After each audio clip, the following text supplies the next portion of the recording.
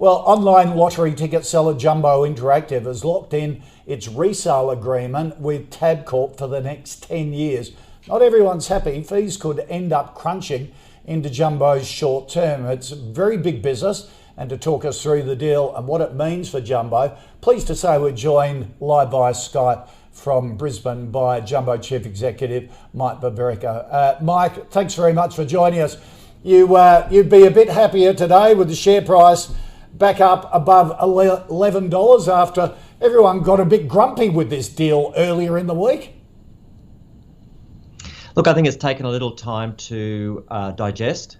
Yeah. And plus there was the end of the financial year. There was a couple of trading days there before the end of financial year, but it certainly bounced back yesterday and today, so that's good, back over $11. And give it time for people to digest it. I think they'll find that it's good news. All right, tell us why it is good news. Run us through the deal, because some analysts have said this is actually going to halve your license fee.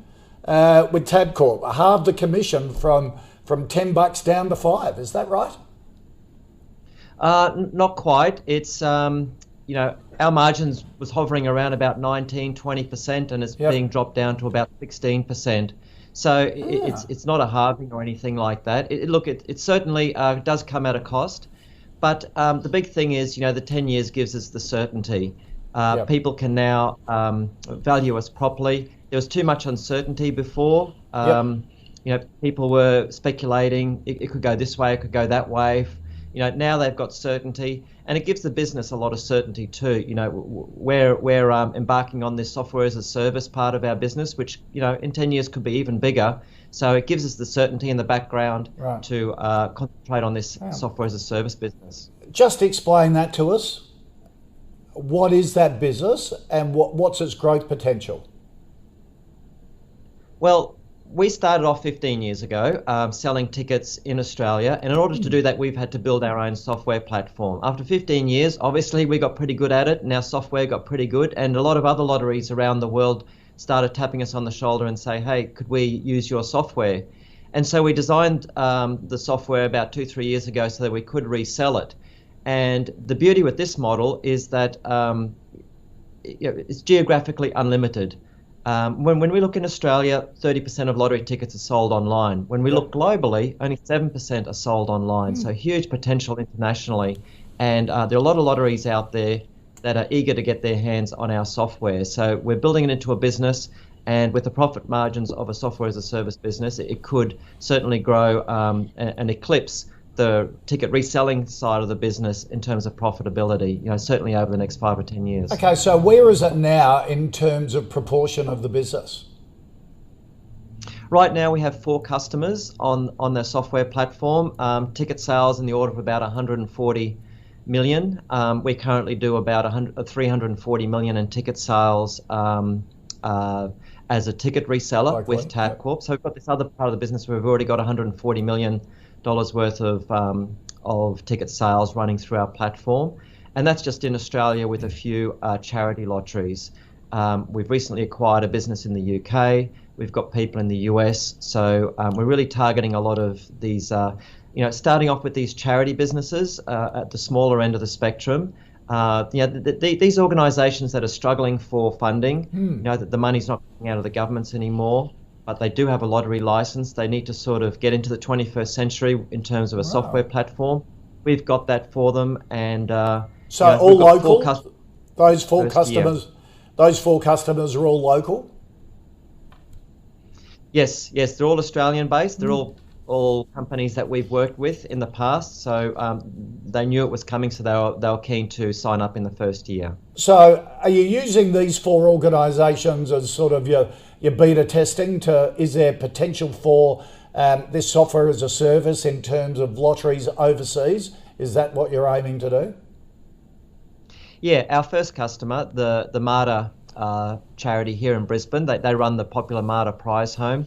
We've been in development with them for the last year and a half, where we've taken our software platform. They've given us some excellent feedback, and we've really fine-tuned it for charities. And that's given us a platform to also sign up the Endeavour Foundation, the death lottery, and multiple sclerosis, and we've got a pipeline of a few others. So the first one, yes, a bit of R&D and a bit of development, but we're ready now for others. Okay, and you're looking to expand overseas? Yes, we bought a business in the UK about 6 months ago, Gatherwell. That gives us a beachhead into the UK, and there are a lot of charities over there.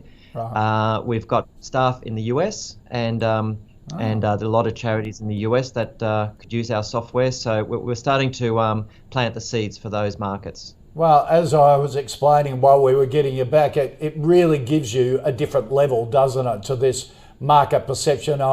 Jumbo's just an online lotteries business, which has great potential because lotteries are certainly more and more going online. But this software as a service really takes it to a new dimension, doesn't it?